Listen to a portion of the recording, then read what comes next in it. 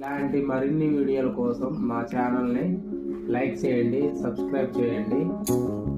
జగన్ పాలన ఎలా ఉంది?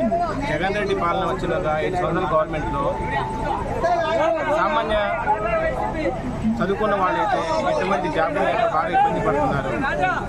తర్వాత ఇల్లు కట్టుకోవడానికి సరైన సదుపాయాలు లేవు. ఇసుక అనేది గత చంద్రబాబు గవర్నమెంట్లో ఫ్రీగా ఇచ్చారు. గవర్నమెంట్ వచ్చినాక 10,000 12,000 ఫిఫ్టీ ఇంకోటి ఏంటంటే మట్టి మాఫియా బాగా జరుగుతుంది. గట్టిపేట నియోజకవర్గంలో వచ్చినాక డ్రగ్స్ బాగా అమ్ముతున్నారు. ప్రతిపక్ష నాయకులు అంటే ఏమైనా మాట్లాడుతుంటే ప్రతిపక్ష నాయకుల మీద కేసులు పెట్టి దాడులు చేస్తున్నారు. ఈ జగన్ గవర్నమెంట్లో వచ్చినాక ప్రతి ఒక్క సామాన్యుడు ఎట్టి పరిస్థితి ఉదయభాను గారు ఏ అభివృద్ధి చేశారు? తాతయ్య గారు అభివృద్ధి చేసిన పనులకు వచ్చేది ఇబ్బంది గడించేయడమా, లేకపోతే తాతయ్య గారు శాంతి చేసిన పనులకు వచ్చిన ఇబ్బంది గడించేయడమా? అలాంటి అభివృద్ధి చేసేది. ఒక ధర్మారపాడులో వచ్చినాక ఒక మొన్న కళ్యాణ మండపం ఒకటి చేపిస్తున్నారు. గత స్టార్టింగ్ ఫస్ట్ గవర్నమెంట్ ఎక్కగానే ఇప్పుడు దాకా కళ్యాణ మండపం శంకుస్థాపన చేసేది లేదు. అలాంటి ఒక ఇటుకరాయి కూడా వేసేది లేదు. సచివాలయం కట్టించడానికి ఇప్పటికే 5 సంవత్సరాలు అయింది. సచివాలయంకి ఎటువంటి సదుపాయాలు లేకుండా అలాగే అయిపోయింది. సచివాలయం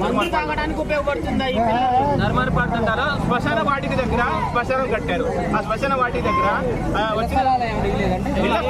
ఇళ్ల స్థలాలు ఒక శ్మశాన వాటి దగ్గర పెట్టారు. అది కూడా ఏంటంటే వాళ్ళు పట్టాల ద్వారా ఇస్తున్నామని చెప్తున్నారు కానీ లబ్ధిదారులకి వారికి అందలేదు.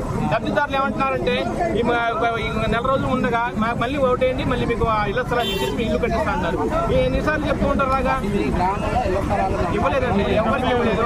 ఒకళ్ళకి ఇల్లు కట్టించి ఇవ్వలేదు. ఒక ఇల్లు కట్టించి చూపించింది మాకు ప్రూఫ్ చూపించండి, మేము దానికి సమాధానం చెప్పడానికి మేము ప్రత్యేకంగా వస్తాం, సిద్ధంగా ఉన్నాం. వాళ్ళు సిద్ధం అంటే మేము సంసిద్ధంగా ఇవ్వలేదు. నాడు నేడు కింద స్కూల్లో అభివృద్ధి చెందిందంటే శ్రీరామరాజగోపాల్ తాతయ్య గారి గవర్నమెంట్లో 2 సంవత్సరాల క్రితం చేసిన వరకే ఉన్నాయి కాబట్టి దాన్ని ఎస్టిమేషన్ చేసి అక్కడక్కడ ప్యాచప్లు చేశారు. అది గవర్నమెంట్ చేసిన అభివృద్ధి కాదు. అది దాన్ని అభివృద్ధి అన్నది. వాలంటీర్లు పథకాలు ఇచ్చడానికి వాళ్ళ ప్రచారం చేసుకోవడం తప్ప దేనికి పనికి రాకుండా చేసుకుంటారు. వాలంటీర్లు మా ఊర్లో వాలంటీర్ అనేవాడు గ్రామ అధ్యక్షుడు వాలంటీర్లు వింటారు. వాళ్ళు చెప్పినట్టు చేయాలి. లేకపోతే పథకాలు తీసేస్తా ఇలాంటి తీసేస్తానే బెదిరింపు కాళ్ళు వస్తుంది. జగన్ ఏమంటుందంటే చంద్రబాబు నాయుడుకి ఓటేస్తే పండుగ జగన్ ఓటేస్తే మా గోతికి మేము పెట్టుకున్నట్టే.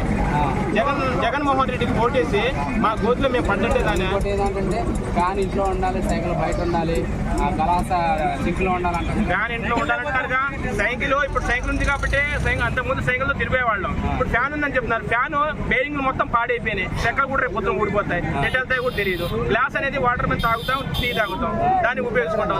ఫ్యాన్ ఈ రెండు ఉపయోగపడుతుంది. సైకిల్ ఫ్యాన్ అనేది ఉపయోగపడదు.